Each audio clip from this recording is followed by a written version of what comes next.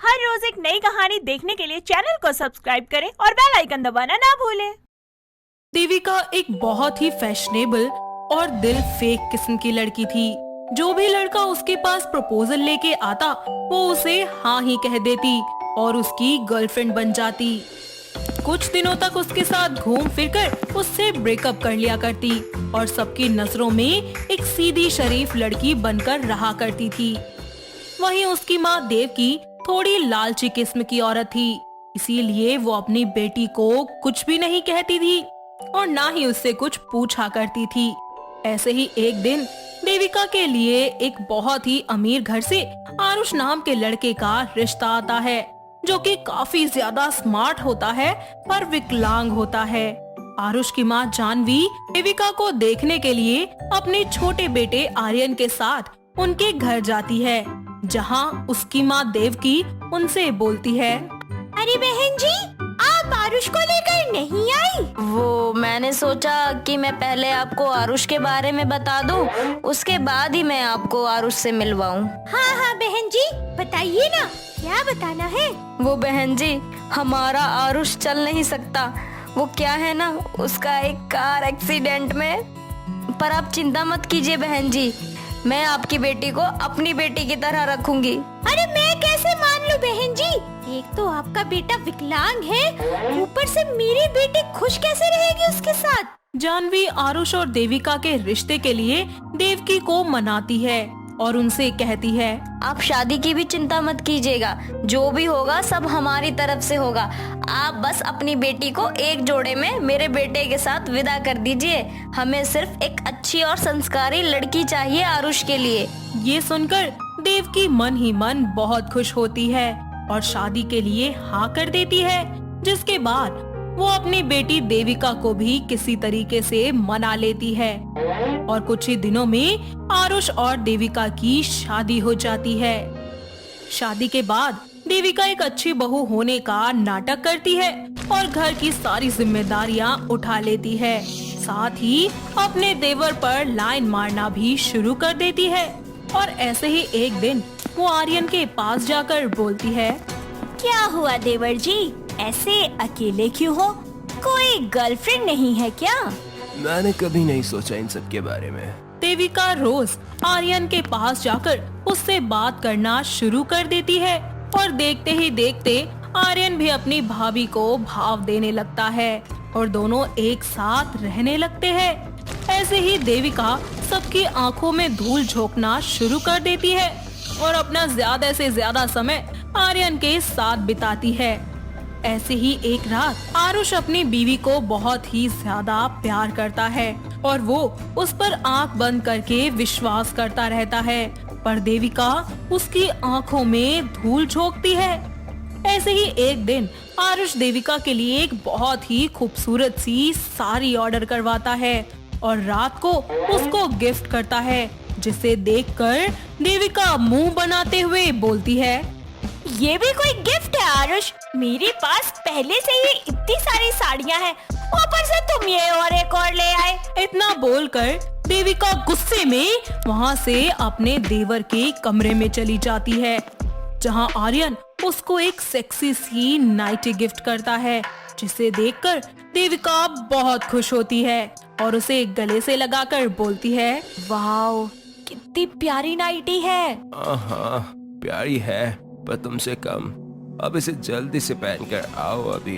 देविका वो नाइटी पहन कर आती है, जिसमें वो बेहद ही सेक्सी लग रही होती है। दोनों एक दूसरे को बाहों में भरकर बातें करने लगते हैं कि तभी जानवी पानी लेने के लिए आर्यन के कमरे से होकर जाती है, जहां उसे उन दोनों के हंसने की आवाज आती है और वो आर्यन से कहती है, बेटा तू अभी तक सोया नहीं और बहू अभी तक तेरे कमरे में क्या कर रही है? क्या बात कर रही हो माँ? भाभी भला यहाँ क्यों होंगी? मैं अकेला हूँ यहाँ, फोन चला रहा हूँ। आपको कोई गलतफहमी हुई होगी। देविका जल्दी से खिड़की के जरिए अपने कमरे में चली जाती है, जहाँ थोड़ी देर बाद जानवी पानी देने के बहाने आरुष के कमरे में देविका को देखने जाती है और उसको वहीं देखकर वो कुछ नहीं बोलती। जिसके बाद वो वहाँ से चली जाती है। लेकिन उसे उस पर शक होना शुरू हो जाता है और एक दिन वो अकेले में अपने बेटे आरुष से बोलती है, बेटा देवकी सही लड़की नहीं है। मुझे लगता है कि वो हमारे आंखों में धूल झोंक रही है। माँ, क्या हुआ? आप ऐसा क्यों बोल रही हो? जानवी आरुष को सारी बातें बताती है, जिस पर आरुष को भी देविका पर शक होता है और वो उन दोनों पर नजर रखना शुरू कर देता है। ऐसे ही एक दिन वो अपने भाई और बीवी को एक दूसरे की बाहों में बाहें डाले देख लेता है, पर देविका की खुशी के लिए वो कुछ नहीं कहता और वहाँ से चला जाता है। तो वहीं दूसरी ओर देविका आर्यन के फोन में एक दूसरी लड़की की चैट पढ़ लेती है, जिसमें आर्यन उस लड़की को ब्लैकमेल कर रहा होता है और उसके सामने आर्यन की सारी सच्चाई आ जाती है, जिस पर वो बोलती है, आर्यन, तुम कितने गिरे हुए इंसान हो। मैंने कभी सपने में भी नहीं सोचा था कि तुम किसी लड़की को ब्लैकमेल भी कर सकते हो। मैं ये बात पूरे घर वालों को बता दूंगी। बड़ी सच्चाई की मूर्ति बन रही है। तू मुझे अच्छे बुरे का पाठ पढ़ाने चली है, जो खुद अपने भगवान जैसे पति को धोखा दे रही है। आज मुझे खुद पर शर्म आ रही है, पर मैंने तुम्हारी तरह कोई नीच हरकत नहीं की और ना ही किसी की जिंदगी बर्बाद करी है। अरे भूलो मत कि तुम्हारे और मेरे बीच में कुछ नहीं हुआ। ये बात हम दोनों को पता है, दुनिया को नहीं।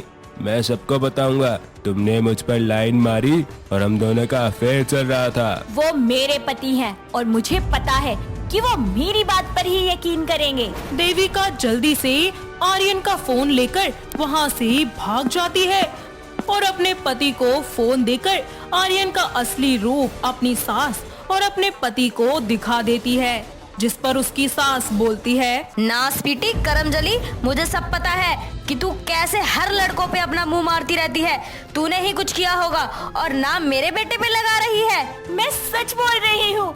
आर्यन जैसा दिखता है वैसा बिल्कुल भी नहीं है। हाँ, मेरी गलती थी कि मैं उसके करीब गई, लेकिन मुझे मेरी गलतियों का एहसास है। मैं आपकी जिंदगी से बहुत दूर चली जाऊंगी, पर आर्यन को सजा जरूर मिलनी चाहिए।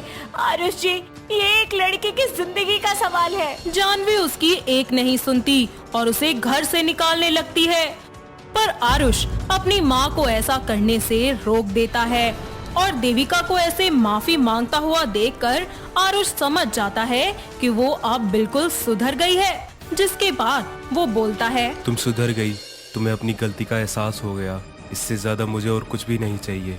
मुझे मेरी बीवी वापस मिल गई। आरुष की ये बातें सुनकर देविका की आंखों में आंसू आ जाते हैं और वो अपनी सास से भी माफी मांगती है। ये सब देख जानवी भी उसे माफ कर देती है और अपने बेटे का साथ देते हुए वो आर्यन को उसकी गलतियों की सजा देती है और घर से भी निकाल देती है। अब देविका भी सच्चे दिल से अपने पति को अपना लेती है और दिन रात उसकी सेवा करती है। आरुष देखते ही देखते बिल्कुल ठीक हो जाता है और वो चलने भी लगता है, जिसके बाद सभी लोग मिलकर एक साथ खुशी खुशी अपनी जिंदगी में आगे बढ़ते हैं।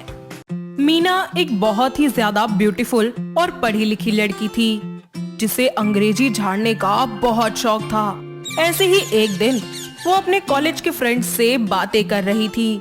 कुछ देर तो वो नॉर्मली हिंदी में बात करती है, लेकिन जब उसका क्रश शिवा उसके सामने से गुजरता है तो वो इंग्लिश लैंग्वेज में बात करने लगती है।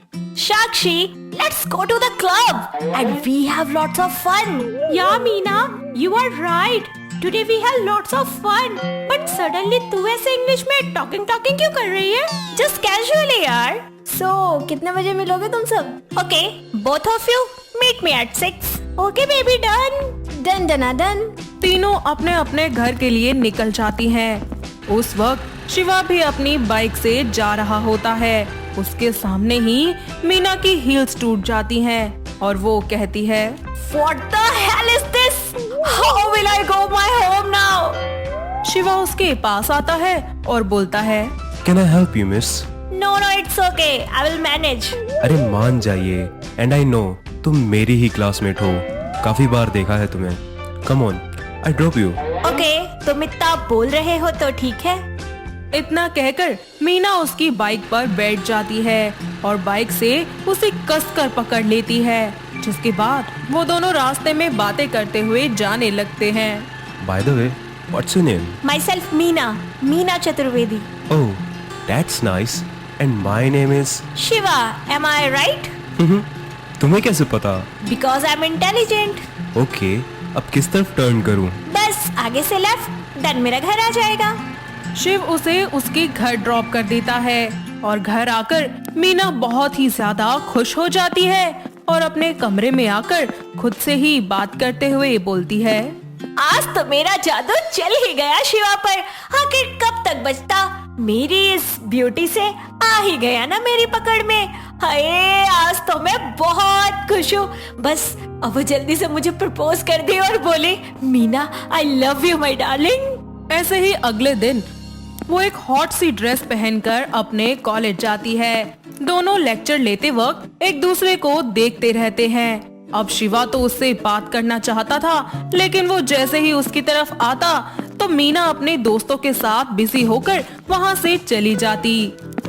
ऐसा उसने शिवा के साथ 4-5 दिन तक लगातार किया ताकि वो उसकी तरफ खींचा चलाए। और फिर एक दिन जब वो लाइब्रेरी की तरफ जा रही होती है तो शिवा उसका हाथ पकड़कर अंदर खींच लेता है और उसके हाथों को पकड़कर बोलता है, मीना, तुम मेरे साथ ऐसा क्यों कर रही हो? क्या मतलब? मैंने क्या किया है? तुम मुझे ऐसे अवॉइड क्यों कर रही हो? मैं नहीं तो, मैं तो ऐसा कुछ भी नहीं कर रही। मीना, मैं तुम्हारे बिना नहीं रह सकता। प्लीज मुझसे बात करो। क्यों नहीं कर सकते? Cause I love you. Really Shiva, I love you too. अच्छा, तुम भी करती हो? कब से? तुम तो मुझसे बात ही नहीं करती थी ना? फिर? You don't know how much I love you. So why didn't you tell me? मुझे लगा कहीं तुम मेरे प्यार को नहीं अपना पाओगे। वक्त गुजरता जाता है।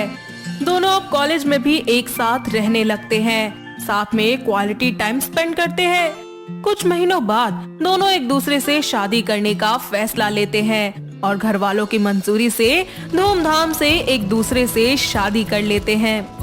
और मीना भी अपने ससुराल की सारी जिम्मेदारियां अच्छे से उठा लेती है। वक्त यूं ही बीतता जाता है और मीना अपनी सास स्वर्णा के आगे भी कभी कभी इंग्लिश में बात कर लिया करती थी। तभी एक दिन मीना अपनी सास के पास जाती है और उनसे कहती है, माँ जी, दिस इज योर टी। क्या बहू, क्या फिस्टी? माँ जी, मैंने इंग्लिश में बोला, ये लीजिए आपकी चाय। अच्छा बहू, अच्छा तो ये मुझे भी सिखा देना।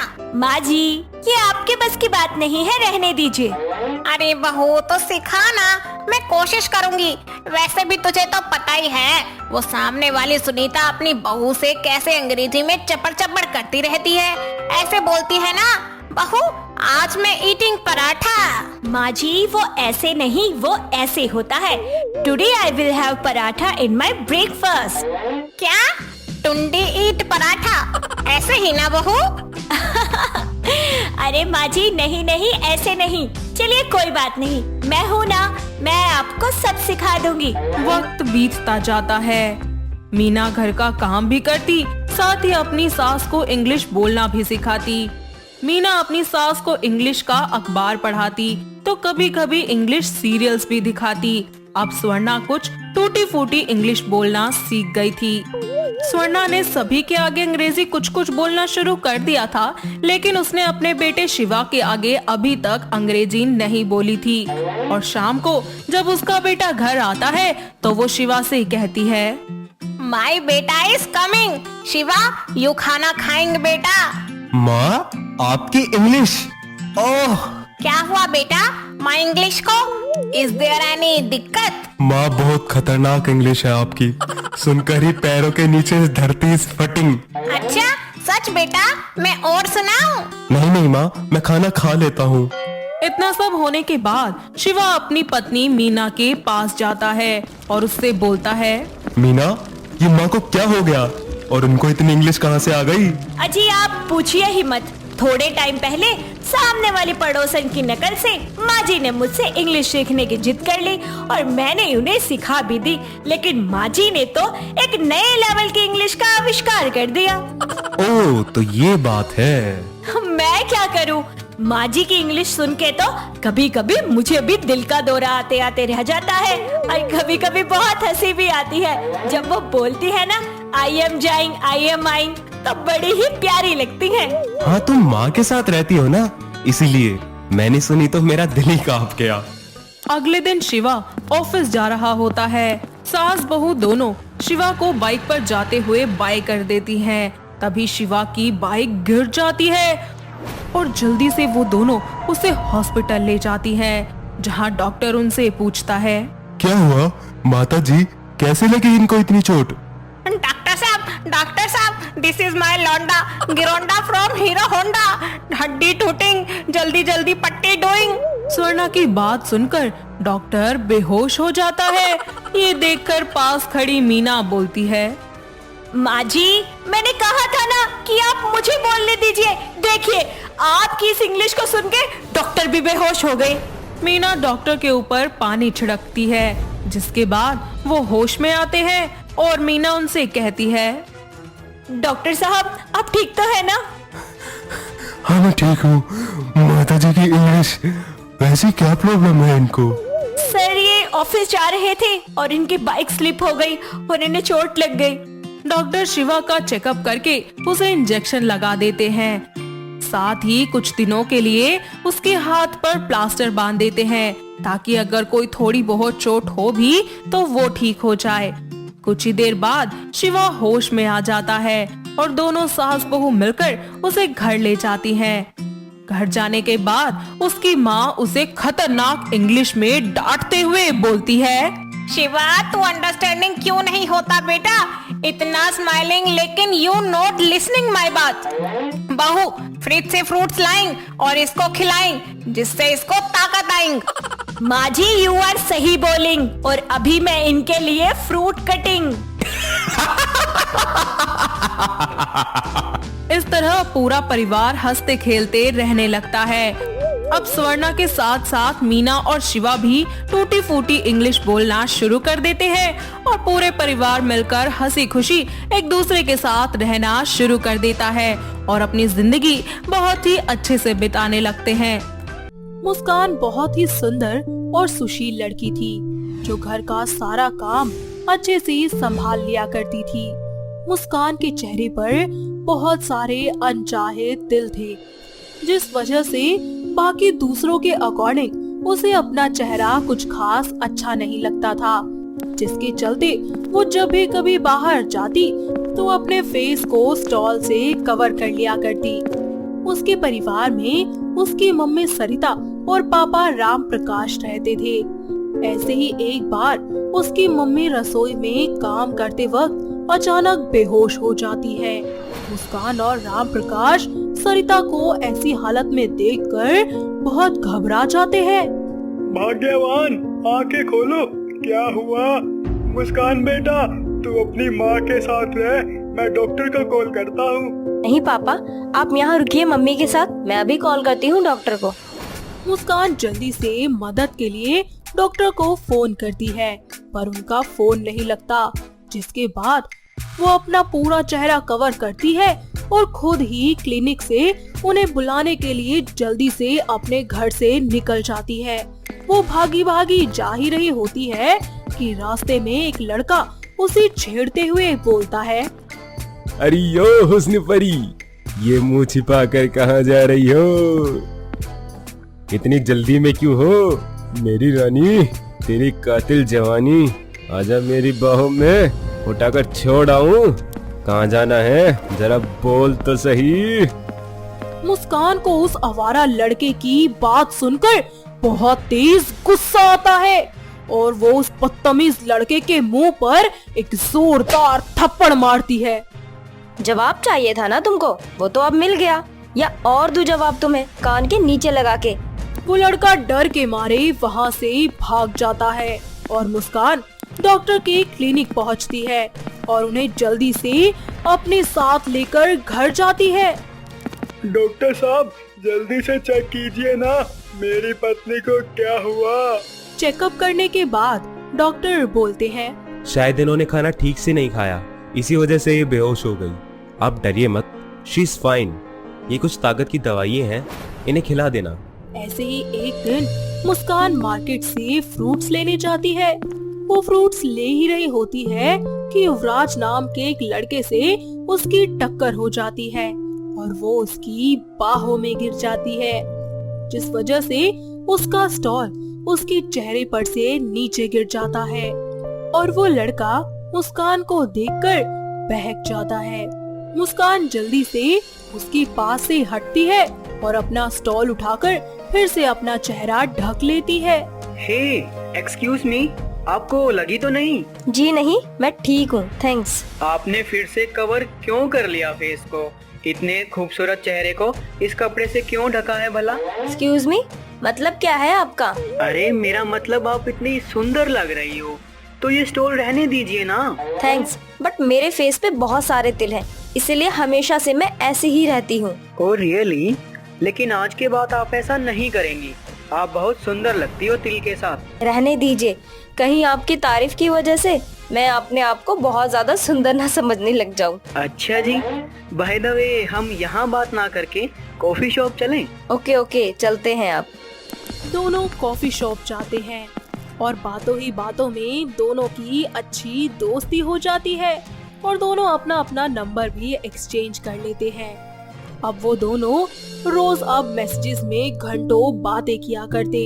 धीरे धीरे उनकी ये दोस्ती प्यार में बदल जाती है और युवराज उसे प्रपोज करने के लिए लॉन्च में बुलाता है।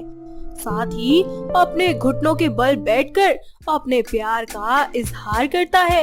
I love you Muskan, thanks for coming in my life. हाँ, आई लव यू टू युवराज। क्या तुम मुझसे शादी करोगी? हाँ हाँ, क्यों नहीं, करूँगी मैं तुमसे शादी।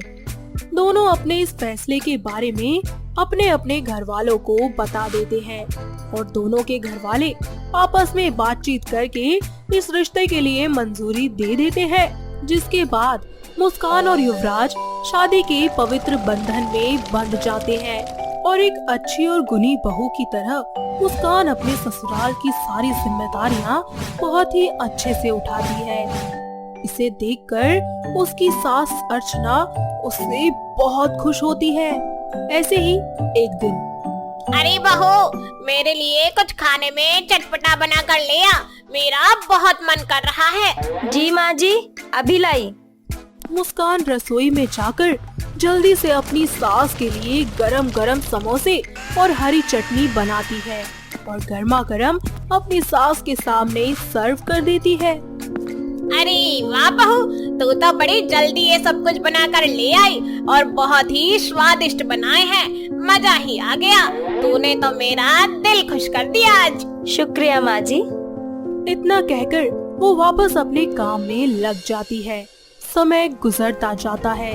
ऐसे ही एक दिन अर्चना की दो सहेलियां कविता और रीना उससे मिलने अचानक ही बिना बताए उनके घर आ जाती है और उन्हें देखकर वो कहती है, अरे तुम दोनों यहाँ, वो भी बिना बताए, कैसे?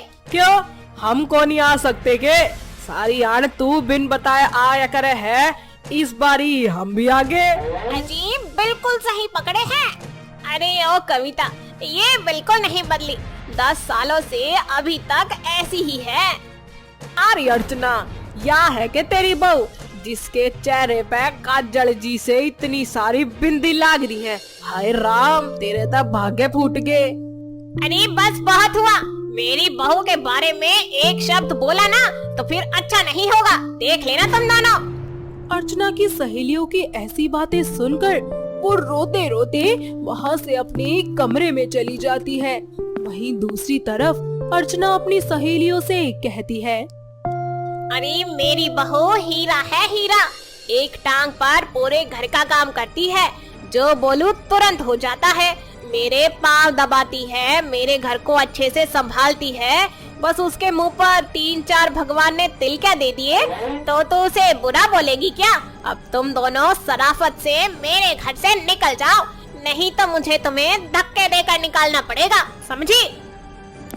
इतना सुनकर वो दोनों गुस्से से तिलमिलाती हुई वहाँ से चली जाती है। अर्चना अपनी बहू के पास जाकर उसे समझाती है।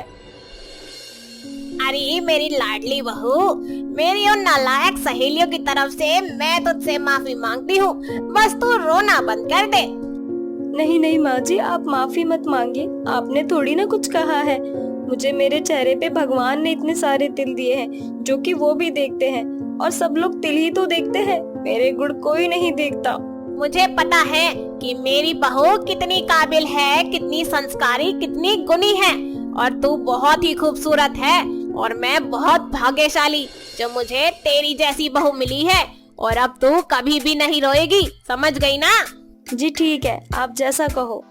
अर्चना की बातें सुनकर मुस्कान को ये समझ आ जाता है कि कभी भी खुद को कम नहीं समझना चाहिए। अब मुस्कान खुलकर अपने आप को स्वीकार करती है और सभी के साथ मिलकर खुशी खुशी अपनी जिंदगी में आगे बढ़ती है। भावना एक बहुत ही खूबसूरत और सीधी साधी लड़की थी। वो अपनी माँ हंसी देवी और पिता महेश कुमार के साथ दिल्ली में रहा करती थी। लेकिन उसे बचपन से ही एक बीमारी थी, वो ये कि उसे हर वक्त हिचकी आती रहती थी। वो Delhi institute of medical sciences से मेडिकल की पढ़ाई कर रही थी।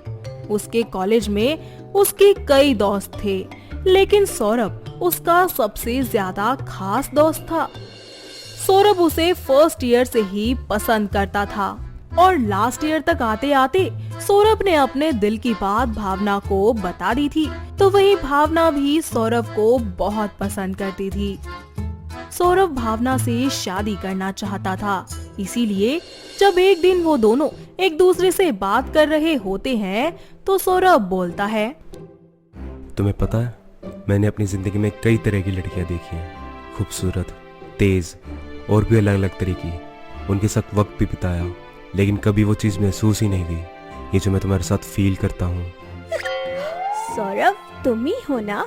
मुझे भी किसी के साथ ऐसा फील नहीं हुआ जैसा तुम्हारे साथ करती हूँ। When I'm with you, I feel complete. अच्छा भावना, तुम फ्री हो? कब? अगले 80-90 साल। If you are free, then we can hang out. पक्का ना? हाँ, तुम्हारी कसम। I love you so much. I love you to the square of the infinity, my love. ऐसे ही कुछ दिन बीत जाते हैं। फिर सौरभ और उसकी फैमिली भावना के घर उसका हाथ मांगने जाते हैं। दोनों परिवार वाले आपस में बातचीत करके उनका रिश्ता पक्का कर देते हैं और कुछ ही दिनों बाद उन दोनों की शादी हो जाती है। भावना को उसकी सास कुछ खास पसंद नहीं करती थी, क्योंकि उसे भावना की हिचकियों से बहुत ही ज्यादा दिक्कत जो थी। वो आए दिन उसे ताने मारती रहती थी। ऐसे ही एक दिन भावना अपने एग्जाम्स की तैयारी कर रही होती है, तो वो जोर जोर से बोलकर पढ़ती है, जिसकी वजह से उसे बार बार हिचकियां आती हैं। इसी चीज से उसकी सास को बहुत ही ज्यादा गुस्सा आ जाता है और वो बोलती है, अरे अब बस भी कर। अरे तू कितनी हिचकियां मारेगी? हिचकियां मार मार के तो तूने मेरा दिमाग ही खराब कर दिया। माँ जी, मुझे माफ कर दीजिए, मैं जानबूझकर नहीं कर रही थी। अरे तू चाहे जैसा भी कर रही हो, पर तेरे चक्कर में तो मेरी हालत खराब होती जा रही है। सॉरी माँ जी, मैं कोशिश तो करती हूँ, लेकिन ये आ ही जाती है। ऐसे ही दिन गुजरते रहते हैं। भावना रोजाना अपनी सास के ताने सुनकर बहुत ही ज्यादा परेशान हो जाती है। इसीलिए एक दिन वो सौरभ से कहती है, यार मेरी ना ये हिचकी वाली प्रॉब्लम अब मुझे बहुत तकलीफ दे रही है। क्यों? क्या हुआ? किसी ने कुछ कहा क्या तुमसे? मुझे लगता है कि मैं तुम्हारे लिए ठीक लड़की नहीं हूँ। ये तुम सोच भी कैसे सकती हो? तुमसे ज्यादा अच्छी लड़की मेरे लिए कोई और बनी भी नहीं है। मैं जानता हूँ कि माँ तुम्हें बहुत कुछ बोल देती है, उनकी तरफ से मैं तुमसे माफी मांगता हूँ और मैं तुमसे वादा करता हूँ कि आज के बाद वो तुमसे कुछ नहीं बोलेंगी। नहीं, मम्मी जी से कुछ मत कहना, तुम्हें मेरी कसम। ठीक है, नहीं कहूँगा, लेकिन तुम भी मुझे कभी छोड़कर जाने की बात नहीं कहोगी। सौरभ और भावना को बात करते हुए मीना सुन लेती है, जिससे मीना को बहुत गुस्सा आता है। उसे ये लगता है कि ये हिचकोली यानी कि भावना उसके बेटे को उसी के खिलाफ भड़का रही है, तो वो उसे सबक सिखाने के बारे में सोचती है और एक प्लान बनाती है। ऐसे में वो रसोई के स्विचेस में गड़बड़ कर देती है, ताकि अगर कोई उनमें प्लग लगाए तो उसे करंट लग जाए। जिसके बाद वो भावना को अपने पास बुलाकर बोलती है, बहू जरा सुन तो सही। जी मम्मी जी, क्या बात है? वो मुझे ना थोड़ी भूख लग रही है, तो क्या तू मेरे लिए एक गिलास जूस बना देगी? जी मैं अभी लाई बनाकर। अब आएगा मजा। मेरी चुगली कर रही थी नास पीटी। भावना जूस बनाने के लिए रसोई में जाती है, तो वो जैसे ही जूसर का प्लग उस स्विच में लगाती है और बटन ऑन करती है, तो उसे बहुत ही जोर से करंट लग जाता है। वो चिल्लाते हुए वहीं पर ही बेहोश होकर गिर जाती है।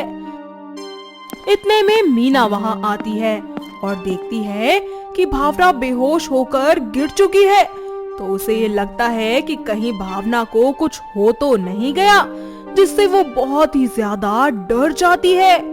फिर वो महेंद्र और सौरभ को बुलाकर उसे हॉस्पिटल ले जाती है, जहां डॉक्टर उसका चेकअप करके बोलते हैं, मिस्टर सौरभ, आपकी वाइफ बिल्कुल ठीक है, चिंता की कोई बात नहीं है। आपका बहुत बहुत शुक्रिया डॉक्टर साहब। अब आप अपनी वाइफ से मिल सकते हैं। अब तुम कैसा महसूस कर रही हो? मैं ठीक हूँ, तुम चिंता मत करो। वैसे तुम्हें करंट कैसे लगा था? अरे वो तो मैंने प्लग ठीक से नहीं लगाया था, इसीलिए मुझे करंट लग गया। तुम भी ना ध्यान से काम करना चाहिए था ना। अगर तुम्हें कुछ हो जाता तो मैं क्या करता? सॉरी, अब से नहीं होगा, पक्का। भावना, क्या हुआ? तुम हिचकी नहीं मार रही हो अब? अरे हाँ, मेरी हिचकी चली गई।